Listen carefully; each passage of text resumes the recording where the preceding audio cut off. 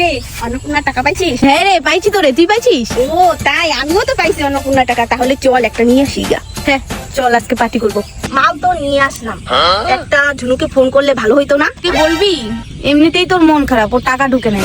না আসলে আমাদেরই ভালো, আমরা দুজনেই খাবো। একটা ফোন করার দরকার, একটা ফোন কর। আচ্ছা ঠিক আছে দাঁড়া। কই আসিস? আয় আমাদের ময়দানে আয়, একটা মাল নিয়ে আসছি, আয় আয় আয় খাবো। কি মন খারাপ? ও ঠিক আছে, ও মনে আসবে না রে, আমাদের দুজনের জন্যই বানা। Okay. নে ডাল, তুই ডাল, গ্লাস দুইটা ধর একটু।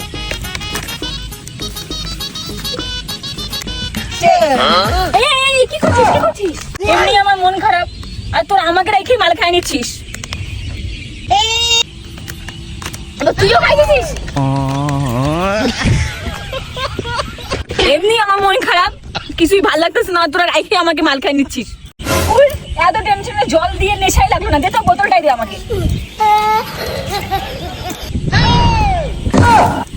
এই এই আমাকেও ডাক দিতি, আমিও না অন্নপূর্ণার টাকা পাইছি, আমাকেও বলতি, আমিও টাকা দিতাম, নয় তোদের থেকে এক প্যাক কমই খাইতাম। এই কোটি মেয়েটাও বলে অন্নপূর্ণার টাকা পাইছে, আর আমিই পাইলাম না। ধুর, ধুর, নিজেই লাগে না। শালাটা আমার ফর্মটা অফলাইনে জমা দিয়ে মারাইছে, জানো না আজকে পাইছে তো 14 গোষ্ঠী উত্তর করবে।